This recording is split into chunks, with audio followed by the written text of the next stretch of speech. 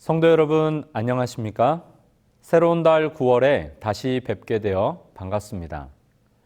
이번 주는 제10과 실현 중의 온유함입니다. 연구 범위의 말씀을 매일 묵상해 보시기 바랍니다. 기억절 마태복음 5장 5절을 함께 읽겠습니다. 시작! 온유한 자는 복이 있나니 그들이 땅을 기업으로 받을 것이며. 마태복음 5장 5절 말씀.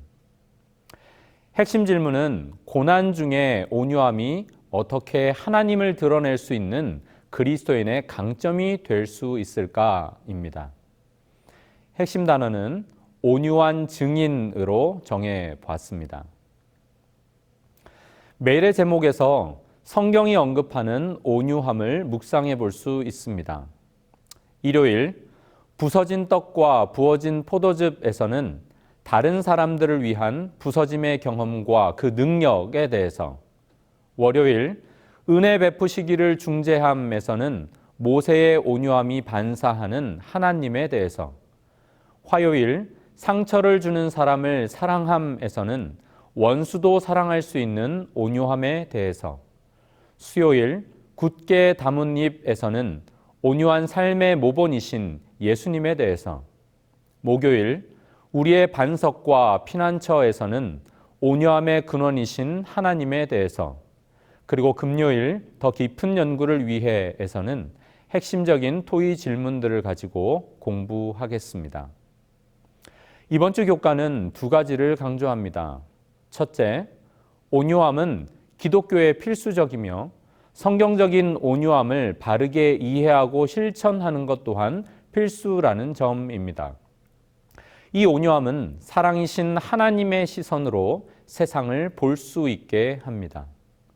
둘째, 그리스도인이라 할지라도 스스로 온유하지 못합니다.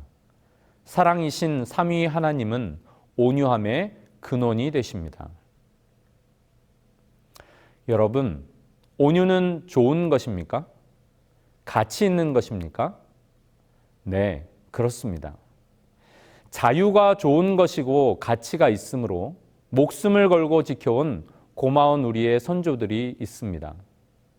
평화가 좋은 것이고 가치가 있으므로 목숨을 걸고 지켜온 고마운 분들이 있습니다. 그러한 노력은 억지로 되는 것이 아니라는 점 또한 우리는 잘 압니다.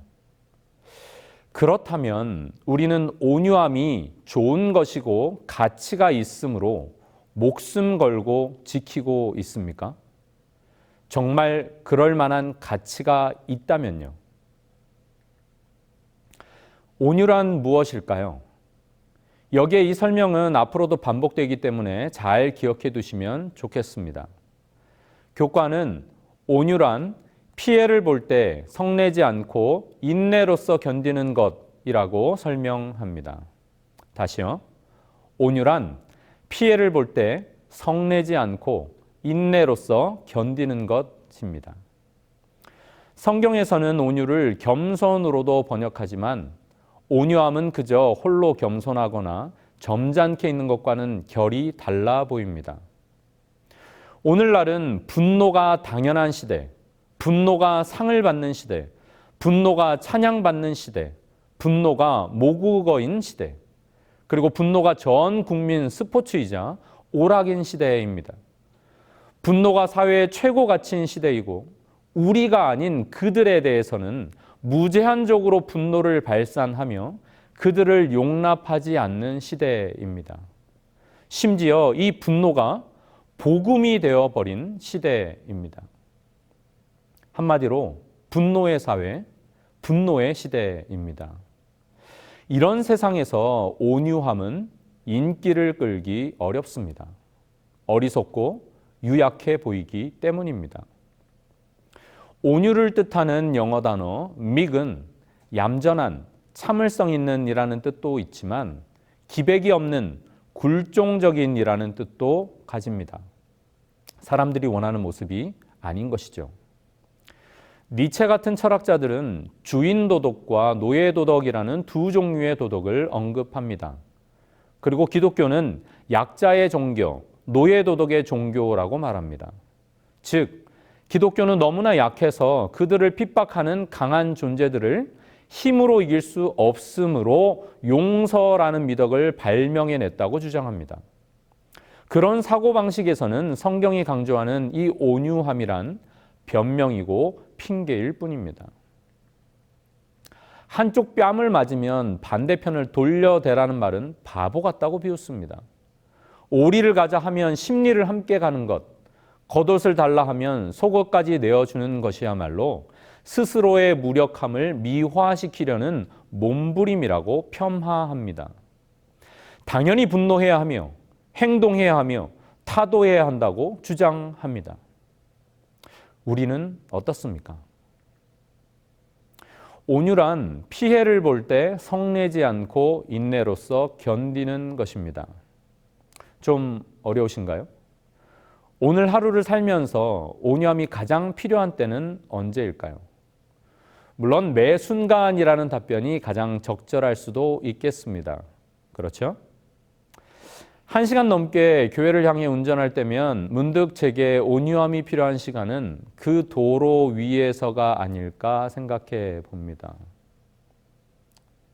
온유란 피해를 볼 때 성내지 않고 인내로서 견디는 것입니다. 경찰청 조사에 따르면 보복 운전을 하게 되는 원인으로는 53%가 진로 변경, 23%는 끼어들기, 10%는 양보하지 않음, 5%는 경적 사용, 그리고 상향등을 사용하거나 난폭 운전, 그리고 급제동 등이 각 2% 정도로 분석됩니다. 이 정도의 차이는 있겠지만 많은 경우에 내 생명의 위협을 느낄 때 사람들은 분노한다는 뜻이겠죠. 근데 온유함이 목숨을 걸고서라도 지켜야 할 좋은 것, 가치가 있는 것이라면 어떻게 해야 할까? 다시 생각해 보게 됩니다. 교과 134쪽은 이렇게 설명합니다. 온유는 예수님과 그분을 따르는 자들의 가장 강력한 특징 중 하나이다. 뿐만 아니라 온유한 심령은 고통과 고난 중에 있는 자들의 손에 들린 강력한 무기가 될 수 있다. 시련은 심령의 온유함을 배울 수 있는 절호의 기회인데 이는 우리의 온유함과 상처를 통해 하나님을 위한 힘 있는 증인이 될 수 있기 때문이다. 이번 교과 핵심 단어를 기억하십니까? 예, 온유한 증인입니다. 반복해서 다시 읽어보겠습니다. 시련은 심령의 온유함을 배울 수 있는 절호의 기회인데 이는 우리의 온유함과 상처를 통해 하나님을 위한 힘 있는 증인이 될 수 있기 때문이다. 첫째 날은 부서진 떡과 부어진 포도즙입니다. 오스왈드 챔버스는 그의 묵상집에서 우리는 다른 사람들을 위해 부서진 떡과 부어진 포도즙이 되어야 한다라고 기록했습니다. 성경에서 다른 사람들을 섬기기 위해 자신이 부서진 사람들의 예를 생각해 보면 우선 모세가 떠오릅니다. 출애굽의 모든 여정에서 끊임없는 험담과 비판의 말들을 그는 견뎌야 했습니다. 요셉은 어떤가요?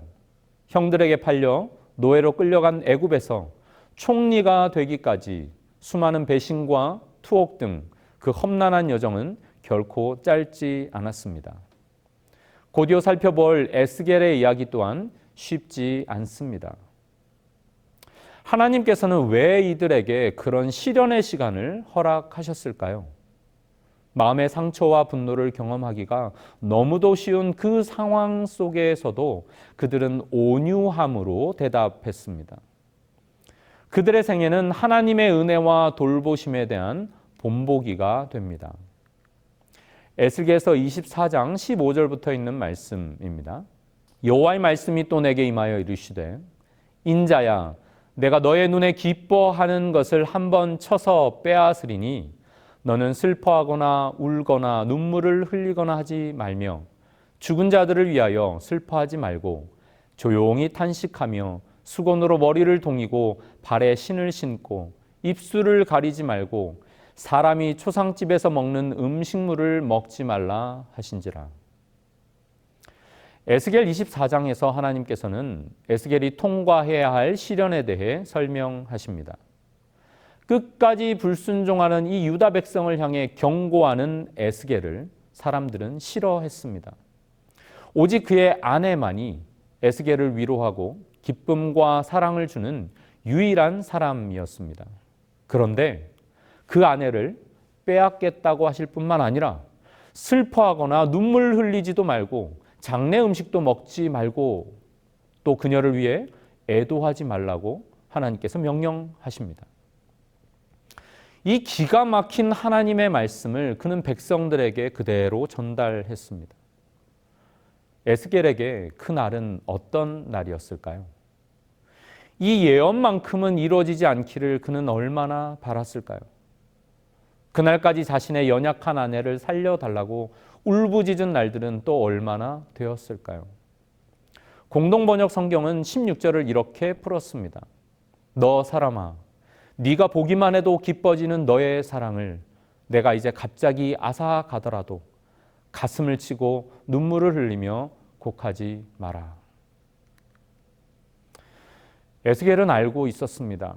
하나님께서 왜 이렇게까지 하시는지를요.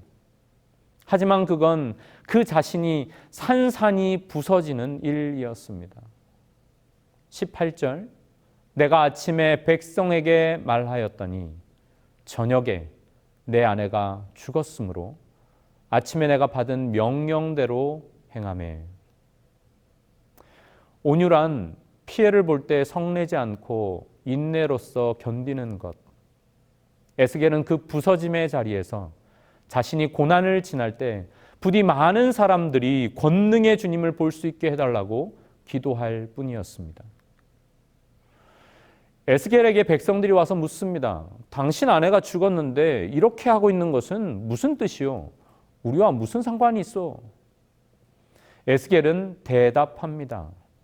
당신들의 눈에 기쁨이 되는 그 성소가 더럽혀지고 파괴될 것이라고, 그리고 자녀들이 죽임을 당하게 될 것이라고 대답합니다. 에스겔은 답답합니다.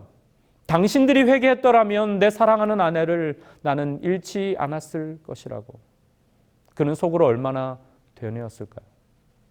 에스겔이 너희에게 표징이 되리니 그가 행한 대로 너희가 행하라. 이 일이 성취될 때 내가 주 여호와인 줄 너희가 알리라. 너는 그들에게 표징이 되고 그들은 내가 여호와인 줄 알리라. 온유한 증인 에스겔의 삶은 그들에게 표징이 되고 여호와 하나님이 누구이신지 드러내는 증거가 되었습니다. 온유란 피해를 볼 때 성내지 않고 인내로서 견디는 것입니다. 교과 137쪽에 기록된 재림교회 주석 내용입니다.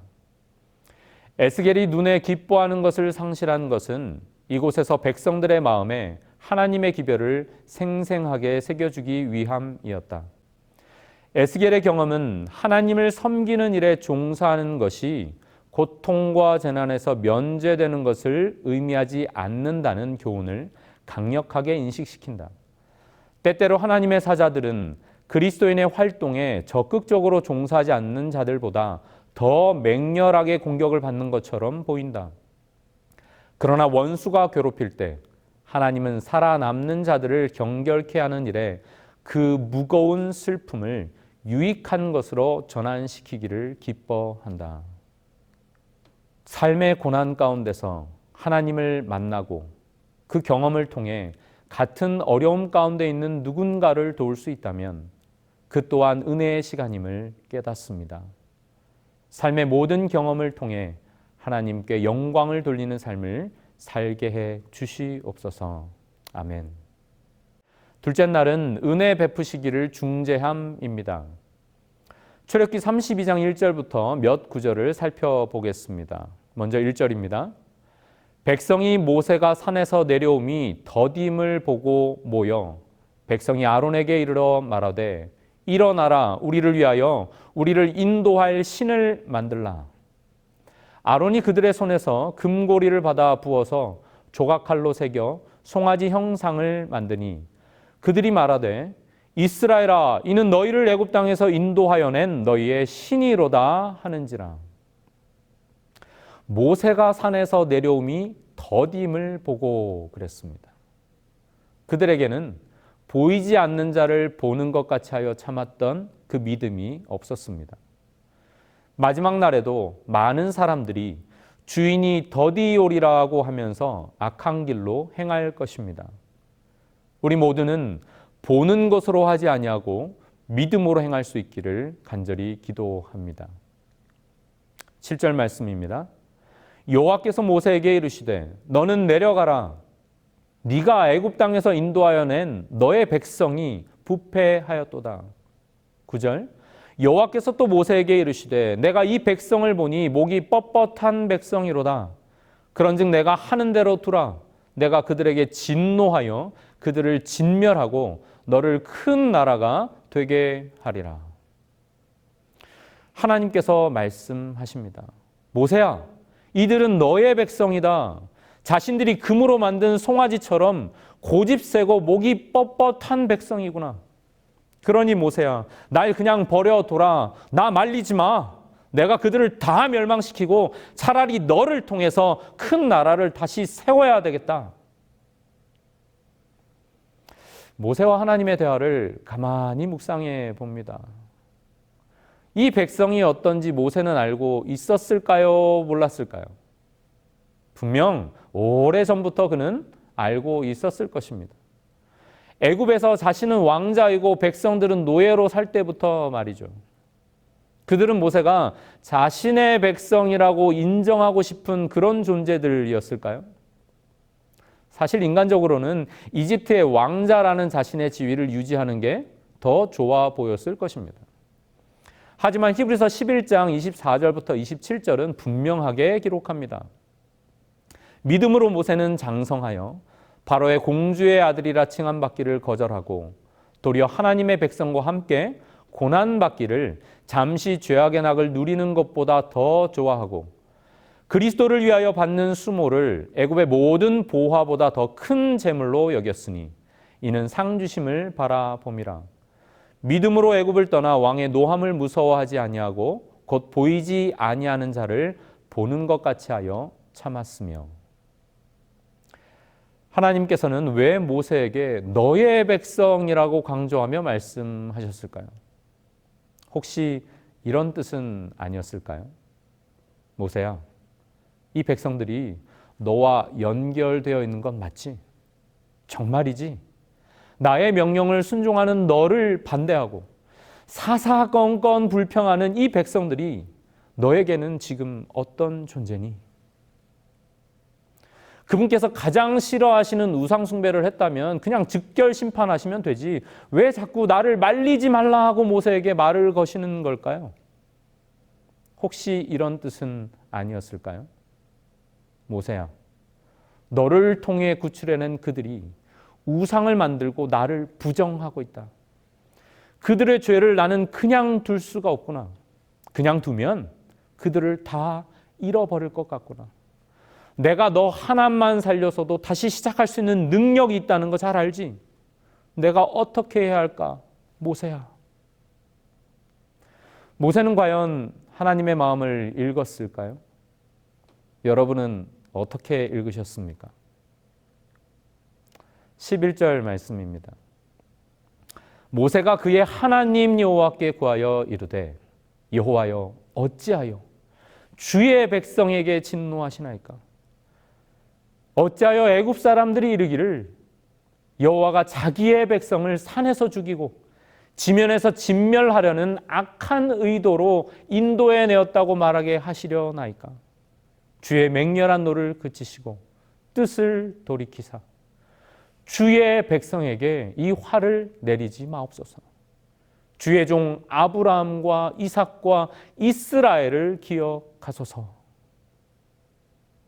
모세가 지금 무엇하고 있습니까? 중재합니다. 마치 하나님을 설득하는 듯합니다. 하나님, 저의 백성이라뇨. 주의 백성 아닙니까? 왜 애굽 사람들이 하나님을 오해하고 비난하게 하시렵니까? 주의 이름을 위하여 의의 길로 인도해 주십시오. 분노를 그치시고 뜻을 돌이켜 주십시오. 그리고 은혜를 베풀어 주십시오. 그러면서 누구까지 끌고 옵니까? 아브라함, 이삭, 이스라엘. 하나님께서 늘 하시던 대로 이 모세도 백성과 대대로 맺은 그 언약을 하나님께서 기억해 달라고 탄원하고 있습니다. 14절에 여호와께서 뜻을 돌이키사 말씀하신 화를 그 백성에게 내리지 아니하시니라. 한 가지 질문을 드리겠습니다. 여러분은 모세와 하나님 중에서 누가 더 온유한 것 같습니까? 누가 더 온유한 것 같습니까? 폭풍 같은 하나님의 진노와 잔잔한 강 같은 모세의 온유함이 마치 대조를 이루는 것처럼 보입니다. 우리가 오해하지 말 것은 하나님의 진노는 그분의 온유함과 반대가 아니라는 것입니다. 죄에 대한 거룩한 진노는 자연스럽고 당연한 하나님의 반응입니다. 그러나 하나님은 죄인을 사랑하십니다. 하나님이 온유한 분이 아니시라면 대홍수까지 120년을 기다리지 않으셨을 것입니다. 하나님이 온유한 분이 아니시라면 십자가를 지나 교회가 탄생되고 그 제자들에게 맡기신 대사명을 완수하기까지 이렇게 2000년이 넘도록 오래 기다리지 않으셨을 것입니다. 성경은 처음부터 끝까지 하나님의 온유하심과 그분의 인내와 기다림의 기록으로 가득합니다. 그렇지 않습니까? 교과 138쪽은 이렇게 설명합니다. 은혜는 그것을 받을 만한 자격이 없는 사람들에게 필요한 것이다. 하지만 상대가 가장 받을 만한 자격이 없다고 느껴질 때야말로 가장 은혜를 베풀고 싶지 않은 때이기도 하다. 솔직히 정말 그렇습니다. 우리는 하나님의 은혜가 나에게는 24시간 적용되어야 한다고 생각하지만 저기 저 받을 자격 없는 사람에게는 그 은혜가 보류되어야 한다고 생각할 때가 있지 않습니까? 그에게도 은혜가 필요하다는 것을 머리로는 이해하지만 지금 당장은 아니었으면 하고 바라지는 않습니까? 그런데 모세는 그렇지 않았습니다. 자신에게 답답하고 억울한 일이었지만 그런 반대와 시련에 부딪힐 때 지금이야말로 하나님의 은혜가 필요한 때로구나. 즉시 깨닫고 온유함으로 하나님께 간구했습니다. 모세는 이러한 온유함과 겸손함을 어떻게 배웠을까요? 자기 손으로 백성을 구하겠다고 애굽 사람을 나름 의로운 분노 가운데서 쳐서 죽인 후에 살인자가 되어서 광야로 도망쳐 지내던 그 40년. 하나님의 계획을 다 망쳐버린 것 같아 자괴감과 절망 가운데 있을 때 그런 자신을 온유함으로 대해주시는 여전하신 하나님의 그 은혜를 그는 경험하지 않았을까요? 부좌선지자 330쪽에 있는 말씀입니다. 모세의 얼굴에서 반사된 영광은 그리스도의 중보를 통하여 하나님의 계명을 지키는 백성이 받을 축복을 예시한다. 그것은 우리가 하나님과 가까이 교제하면 할수록 그리고 그분의 요구를 더 분명히 알면 알수록 우리는 하나님의 형상을 더 완전하게 담게 되고 더 쉽게 그분의 품성에 참여하는 자가 될 수 있다고 증거한다. 셋째 날은 상처를 주는 사람을 사랑함입니다. 마태복음 5장 말씀에 또 내 이웃을 사랑하고 너의 원수를 미워하라 하였다는 것을 너희가 들었으나 나는 너희에게 이르노니 너희 원수를 사랑하며 너희를 박해하는 자를 위하여 기도하라. 이같이 한즉 하늘에 계신 너희 아버지의 아들이 되리니 이는 하나님이 그 해를 악인과 선인에게 비추시며 비를 의로운 자와 불의한 자에게 내려주심이라. 예수님은 우리가 왜 원수를 사랑하고 위하여 기도해야 하는지 해와 비의 예를 들어 설명하십니다. 심지어 당신의 존재와 필요를 부정하는 악인에게도 해를 비추시고 비를 내리시는 분이 하늘 아버지시라면 원수와 박해하는 자를 내가 어떻게 대해야 할까는 자명한 것입니다. 물론 우리를 힘들게 하는 모든 사람들에게 항상 따뜻하고 부드러운 마음을 가지는 것이 감정적으로 쉬운 일은 아닐 수도 있습니다. 그러나 원수를 사랑한다는 것은 우리의 감정을 넘어서 그에게 관심과 배려를 나타내는 구체적인 행동을 의미합니다. 46절입니다. 너희가 너희를 사랑하는 자를 사랑하면 무슨 상이 있으리요? 세리도 이같이 아니하느냐? 또 너희가 너희 형제에게만 무난하면 남보다 더하는 것이 무엇이냐? 이방인들도 이같이 아니하느냐? 그러므로 하늘에 계신 너희 아버지의 온전하심과 같이 너희도 온전하라. 하늘 아버지의 온전하심과 같이 온전하게 된다는 것은 병행절인 누가복음 6장 36절의 표현처럼 자비로운 자가 되는 것입니다. 예수님께서 자신의 원수에게 보이신 사랑처럼 나도 그렇게 사랑을 보이는 것입니다. 어떻게 그게 가능할까요? 오직 하나님께서만 주실 수 있는 심령의 온유함이 있어야 합니다. 실물교훈 382쪽 말씀입니다. 그분은 당신의 원수를 구원하시려고 죽으셨다. 그분은 당신을 죽인 자들을 위하여 기도하셨다. 그분은 당신의 모본을 가르치시며 제자들에게 내가 이것을 너희에게 명함은 너희로 서로 사랑하게 하려 함이로라. 내가 너희를 사랑한 것 같이 너희도 서로 사랑하라고 말씀하셨다. 미움을 무기로 삼는 것은 이 세대가 처음입니다. 코로나가 시작되기 직전에 미국 중남부 내시빌에서 열린 한 집회에서 목회자이자 흑인 인권운동의 대부로 불리는 존 퍼킨스 박사가 한 말입니다. 그는 고통을 아는 사람입니다. 어머니는 그가 젖먹이일 때 세상을 떠났고 아버지는 어린 그를 버리고 사라졌습니다. 그의 형은 미시시피주의 한 경찰관과 말다툼을 벌이다가 살해당했습니다. 흑인 인권운동 당시 끊임없는 구타와 투옥, 살해 위협을 당했습니다. 그때부터 그는 불의와 인종차별, 압제와 폭력에 맞서는 동시에 화해와 평화, 평등, 치유, 소망을 힘껏 외쳐왔습니다. 그는 누구보다도 원한을 품을 자격이 있는 사람입니다. 그는 누구보다도 미움을 무기로 휘두를 권리가 있는 사람입니다. 하지만 그는 분노와 복수의 순환을 끊어내고 이런 악에 반대하는 목소리를 높임과 동시에 원수를 용서하고 나아가 사랑하라고 외치는데 일생을 바치고 있습니다. 1930년생인 그의 나이는 올해 92세입니다.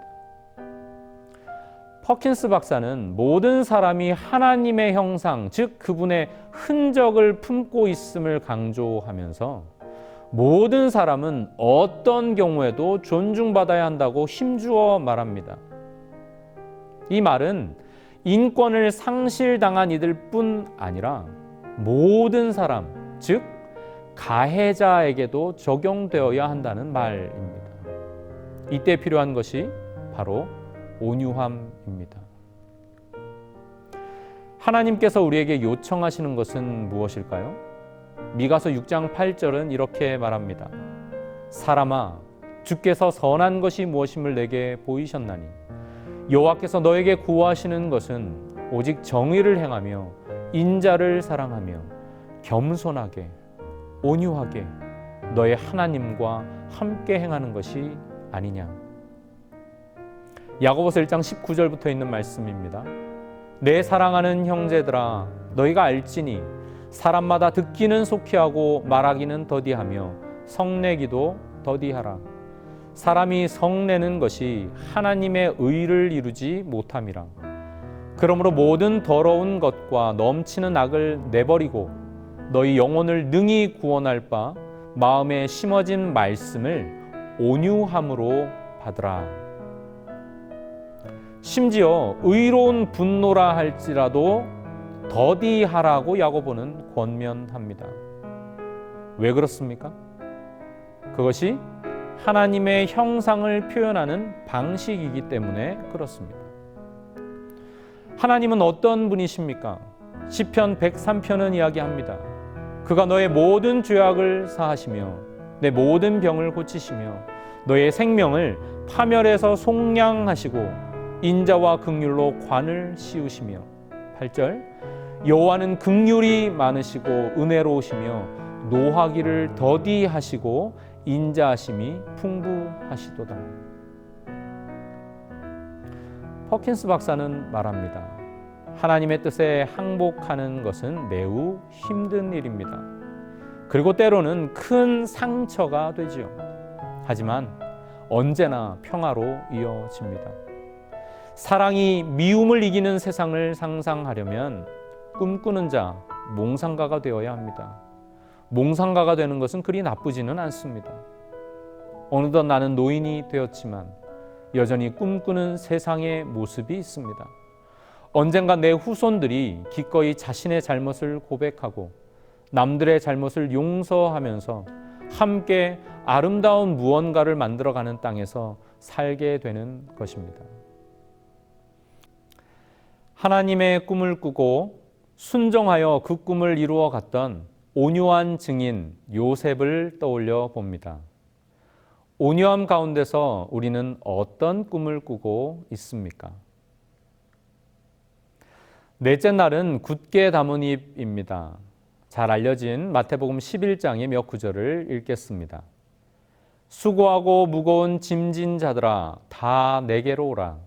내가 너희를 쉬게 하리라. 나는 마음이 온유하고 겸손하니 나의 멍에를 메고 내게 배우라. 그리하면 너희 마음이 쉼을 얻으리니 이는 내 멍에는 쉽고 내 짐은 가벼움이라 하시니라. 온유하고 겸손함이 예수님께서 스스로 드러내 보이신 당신의 본성이라면 이것은 일시적인 것이 아니라 항상 그러하다는 사실을 깨닫게 됩니다. 또한 이러한 하나님의 본성은 우리가 배워야 할 것이라고 말씀하십니다. 우리는 이런 온유함을 타고나지 못했다는 뜻 아닐까요? 예수님의 온유함을 배우면 우리에게 어떤 일이 일어납니까? 네, 쉼을 얻게 됩니다. 그 이유는 무엇입니까? 그분의 멍에는 쉽고 그의 짐은 가볍기 때문입니다. 여기서 쉽다는 것은 그저 어렵지 않은 쉬움이라기보다 사용하기 알맞은, 쾌적한, 즐거운, 온화한 등의 뜻을 가집니다. 가볍다는 것은 견디기 쉽다는 뜻을 포함합니다. 고린도서 4장 17절에서 우리가 잠시 받는 환난에 경한 것, 환난의 가벼움을 묘사할 때 사용된 말입니다. 시련과 환난이 어찌 가벼울 수 있을까요? 하지만 소를 창조하신 분께서 소에게 딱 맞는 멍에도 주실 수 있음을, 그리고 그 멍에를 감당할 힘도 주실 수 있음을 기억해야 하겠습니다. 재림교회 주석은 이 구절을 설명합니다. 나의 멍에를 메고, 즉 내 삶의 방식에 따른 규율과 훈련에 복종하고, 이 멍에라고 하는 것은 협동하여 일할 수 있도록 고안된 노동기구입니다. 그래서 이 멍에 아래로 지나간다라는 것은 복종과 노예 상태를 의미하는 일반적인 표현이었습니다. 나의 멍에라는 말로써 그리스도는 자신의 삶의 방식을 나타냈다. 그리스도의 멍에는 하나님의 율법에 명시되어 있고 산상설교에서 확대된 하나님의 뜻을 가리킨다. 예수님께서는 이 말씀을 하시면서 예레미야 6장 16절을 떠올리며 인용하셨는지도 모릅니다. 여호와께서 이와 같이 말씀하시되 너희는 길에 서서 보며 옛적 길, 곧 선한 길이 어디인지 알아보고 그리로 가라. 너희 심령이 평강을 얻으리라. 연결해 보면 예수님과 함께 멍에를 맨다는 것은 옛적 길, 곧 선한 길로 행한다는 뜻입니다. 그럴 때 그분의 온유와 겸손을 배우게 되고 심령이 평강을 얻습니다. 교회 증언 5권 220쪽에 있는 말씀입니다. 진실한 그리스도인은 그리스도의 멍에가 목을 괴롭히고 있다고 결코 불평하지 않을 것이다. 그는 예수님을 섬기는 일이 가장 진정한 자유라고 생각한다. 하나님의 율법은 그에게 기쁨이 된다. 그는 자신의 부족에 맞추고자 하나님의 명령을 낮은 표준으로 내리고자 하는 대신에 그 명령을 이루는 수준을 높이고자 끊임없이 노력하고 있다. 우리는 온유하고 겸손하신 예수님께 나아가 배워야 합니다. 그 뜻을 받아야 합니다. 베드로전서 2장 18절부터 있는 말씀을 새번역 성경으로 읽겠습니다. 하인으로 있는 여러분, 극히 두려운 마음으로 주인에게 복종하십시오. 선량하고 너그러운 주인에게만 아니라 까다로운 주인에게도 그리하십시오. 억울하게 고난을 당하더라도 하나님을 생각하면서 괴로움을 참으면 그것은 아름다운 일입니다. 죄를 짓고 매를 맞으면서 참으면 그것이 무슨 자랑이 되겠습니까? 그러나 선을 행하다가 고난을 당하면서 참으면 그것은 하나님께서 보시기에 아름다운 일입니다. 바로 이것을 위하여 여러분은 부르심을 받았습니다. 그리스도께서는 여러분을 위하여 고난을 당하심으로써 여러분이 자기의 발자취를 따르게 하시려고 여러분에게 본을 남겨 놓으셨습니다. 그는 죄를 지으신 일이 없고 그의 입에서는 아무런 거짓도 찾아볼 수 없었습니다. 그는 모욕을 당하셨으나 모욕으로 갚지 않으시고 고난을 당하셨으나 위협하지 않으시고 정의롭게 심판하시는 이에게 다 맡기셨습니다. 그는 우리 죄를 자기의 몸에 몸소 지시고 나무에 달리셨습니다. 그것은 우리가 죄에는 죽고 의에는 살게 하시려는 것이었습니다. 그가 매를 맞아 상함으로 여러분이 나음을 얻었습니다. 전에는 여러분은 길 잃은 양과 같았으나 이제는 여러분의 영혼의 목자이며 감독이신 그에게로 돌아왔습니다. 여기에도 인용된 이사야 53장에서 묘사하는 예수님의 모습에서 우리는 무엇을 배워야 할까요? 엘렌 화이트는 말합니다. 우리는 그분을 따르기로 결단을 내려야 하며 양이 목자를 믿고 따르는 것처럼 매일의 생활에서 그분의 모본을 따라야 한다.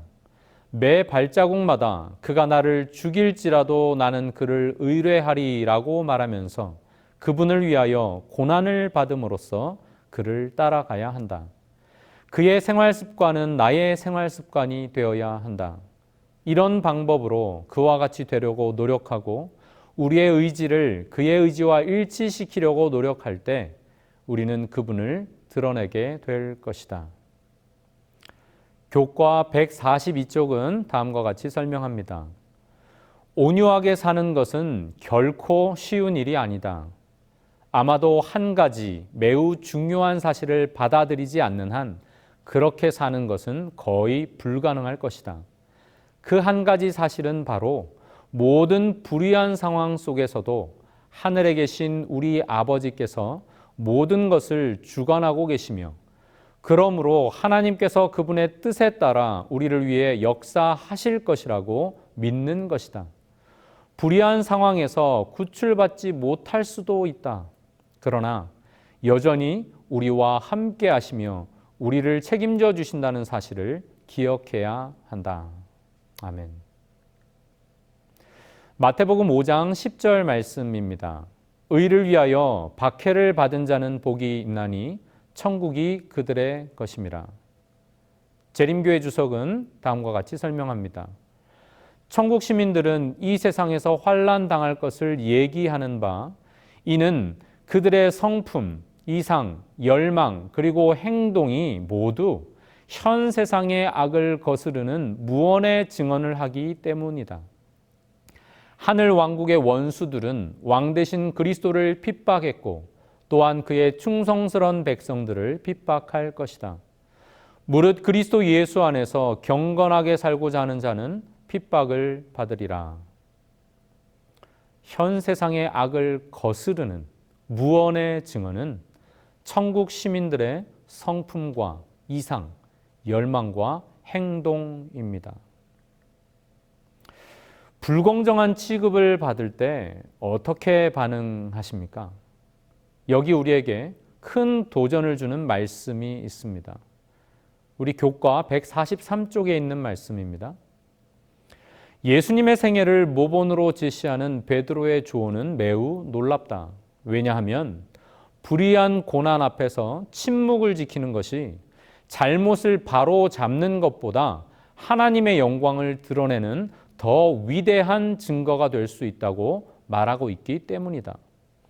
예수께서는 가야바나 빌라도에게 신문을 받으셨을 때 예수님의 침묵은 그분의 온유하심을 나타내는 웅변이었다. 이것과 관련해서 바로 이어지는 다섯째 날 교과 내용과 연관지어 살펴보시기 바랍니다. 다섯째 날은 우리의 반석과 피난처입니다. 시편 62편은 매우 독특한 구절을 가지고 있습니다. 제가 화면에 파란색으로 칠해둔 것처럼 반복적인 후렴구가 앞에 먼저 나옵니다. 여두둔의 법칙에 따라 부른다는 것은 아마도 찬양대 지휘자가 선창을 하면서 함께 부르는 방식을 뜻하는 것 같습니다. 중요해서 강조하고픈 내용을 먼저 선포한 다음에 구체적인 내용을 기술하는 그런 모양새입니다. 어떤 느낌인지 함께 읽으면서 경험해 보면 좋겠습니다. 1절 나의 영혼이 잠잠히 하나님만 바라며 나의 구원이 그에게서 나오는도다. 오직 그만이 나의 반석이시오 나의 구원이시오 나의 요새이시니 내가 크게 흔들리지 아니하리로다. 넘어지는 담과 흔들리는 울타리 같이 사람을 죽이려고 너희가 일제히 공격하기를 언제까지 하려느냐. 그들이 그를 그의 높은 자리에서 떨어뜨리기만 꾀하고 거짓을 즐겨하니 입으로는 축복이요 속으로는 저주로다. 나의 영혼아 잠잠히 하나님만 바라라. 무릇 나의 소망이 그로부터 나오는도다. 오직 그만이 나의 반석이시요 나의 구원이시요 나의 요새이시니 내가 흔들리지 아니하리로다. 나의 구원과 영광이 하나님께 있으며 내 힘의 반석과 피난처도 하나님께 있도다. 백성들아 시시로 그를 의지하고 그의 앞에 마음을 토하라. 하나님은 우리의 피난처시로다. 아멘. 이 시편은 무엇을 노래합니까? 불행과 고난을 당할 때 내가 누구에게 속했는지, 내 존재 가치가 어떠한지, 누가 나를 붙드시는지 이 모든 약속과 확신은 오직 하나님께로부터 얻을 수 있다고 다윗은 그의 경험으로 고백합니다. 교과 144쪽 말씀입니다. 요약하자면 연약함의 속성과는 전혀 다른 온유와 겸손은 영혼이 반석 위에 굳건히 뿌리 내리고 있음을 드러내는 가장 강력한 증거이다. 교과 144쪽에 소개된 엘렌 화이트의 글입니다. 기도력 중에 하늘을 향하여 177쪽 말씀입니다. 사람들은 까닭 없이 우리의 원수가 될 것이다. 하나님의 백성들의 동기는 세상 사람들에 의해서뿐 아니라 같은 형제에 의해서도 곡해될 것이다. 주님의 종들은 어려운 지경에 놓이게 될 것이다. 사람들이 추구하는 이기적이고 부당한 일들이 정당화되도록 모든 장애물이 제거될 것이다. 주님의 종들은 스스로 통제할 수 없는 상황에 놓이게 되고 부정직하다는 어두운 누명을 쓰게 될 것이다. 그들은 신뢰할 수 없는 사람들로 지목될 것이다. 그리고 이러한 일들은 교인들에 의해 자행될 것이다. 하나님의 종들은 스스로 그리스도의 마음으로 무장해야만 한다. 그들은 모욕과 오해에서 항상 벗어날 수 있을 것이라고 기대하지 말아야 한다. 그들은 광신자로 불릴 것이다. 그러나 그들은 실망하지 말아야 한다. 하나님의 손이 당신의 섭리의 수레바퀴를 붙들고 계시며 당신의 사역이 당신의 이름의 영광이 되도록 인도하고 계신다. 마치 에스겔에게 하신 말씀처럼 다가오시나요? 네, 그럴 것입니다. 그러나 온유한 증인으로 살 수 있도록 우리 함께 기도하면 좋겠습니다. 하늘아버지, 다른 사람의 오해와 비난을 견디는 것이 쉽지 않습니다. 저도 모르게 악한 본성으로 대적할 때가 많습니다. 하지만 그럴 때마다 저의 내면의 깊은 곳까지 알고 계신 하나님께서 저와 함께 하심을 기억하고 온유함으로 승리하게 도와 주시옵소서. 예수님의 이름으로 기도합니다. 아멘. 여섯째 날 더 깊은 연구를 위해서는 치료봉사와 시대의 소망 그리고 복음전도의 몇몇 부분들을 읽도록 요청하고 있습니다. 혹시 예언의 신서적들을 온라인으로 살펴보기 원하시는 분들은 재림마을 웹페이지나 어플리케이션의 예언의 신 항목을 활용하시면 되겠습니다.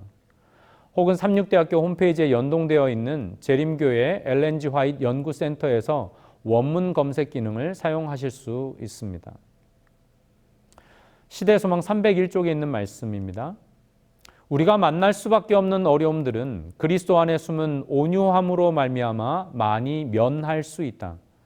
만일 우리가 우리 주님의 겸비를 가졌다면 날마다 겪는 냉담과 거절과 괴로움을 극복할 것이며 이런 것이 심령에 음울함을 끼치지 못할 것이다. 그리스도인의 고결성에 대한 최고의 증거는 자제이다. 가혹하거나 잔인한 취급을 받을 때 침착하고 신뢰하는 정신을 보존하지 못하는 자는 하나님께서 당신의 완전한 성품을 자기 안에 드러내실 권리를 그분으로부터 빼앗는 것이다. 마음의 겸손은 그리스도를 따르는 자들에게 승리를 주는 능력이다. 이것은 하늘 궁정과 연결된 증거이다. 이제 나눔의 질문들입니다. 우리가 사는 사회 속에서 온유함은 어떻게 평가되고 있다고 생각하십니까? 에스겔서 24장에서 에스겔이 겪어야 했던 시련은 무엇이었고 하나님께서 그 시련을 어떻게 사용하셨습니까? 금송아지 사건 이후 모세가 드린 중보 기도에서 우리가 배워야 할 교훈은 무엇일까요? 예수님께서 원수를 사랑하고 말씀하시면서 주신 예를 통해 가르치고자 하셨던 것은 무엇일까요? 베드로가 예수님의 모본을 통해 보여준 온유와 겸손의 원칙은 무엇입니까? 그리고 시편 62편에서 다윗이 말하려는 핵심은 무엇일까요? 이제 우리 개인을 바라보며 예수님의 온유함을 담기 위해 그대가 내려놓아야 할 약점은 무엇이 있을까를 살펴보시기 바랍니다. 결론입니다.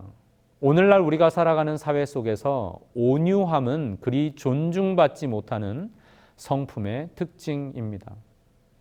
하지만 하나님께서는 우리의 온유함을 통해 세상의 하늘 백성들의 위대함을 나타내 보이기 원하십니다. 하나님께서 마침내 모든 것을 공의롭게 심판하실 것을 믿고 우리의 모범 되시는 예수님만 바라보며 날마다 성실하게 우리 앞에 놓인 믿음의 길을 걸어야 하겠습니다. 온유하고 겸손하신 예수님께 매일 배우는 기쁨으로 생활하시다가 다음 시간에 다시 뵙겠습니다. 감사합니다.